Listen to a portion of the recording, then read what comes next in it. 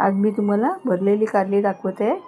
त्यासाठी मी ही छोटी छोटी कारली घेतली। त्यांना एक अशी चीर देऊन कुकरमध्ये थोडं मीठ टाकून पाणी टाकून वाफवून घेते।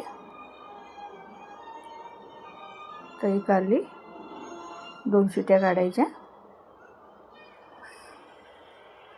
जास्त पण शिजवायची नाही।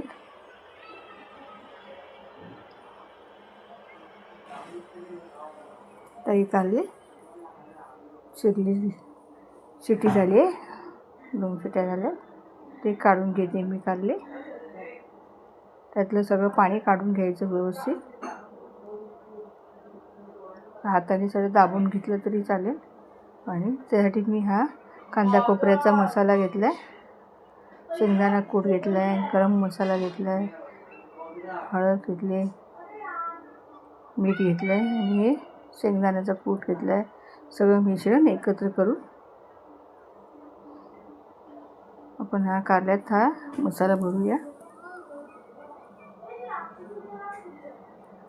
ही कारली भरलेली कारली 2-3 दिवस चांगली फ्रीजमध्ये भाजी राहते।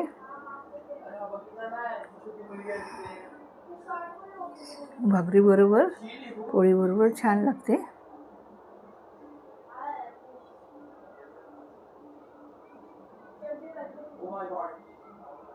अशा प्रकारे ही कारली भरून झाली। एका कढईमध्ये तेल घेऊन गरम करून ते छान फ्राय करून घेऊया।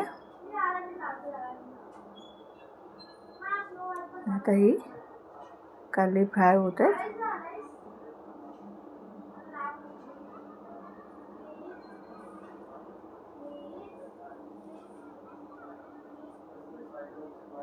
कारली फ्राय होत आहे। आवडल्यास लाईक आणि सबस्क्राईब करा।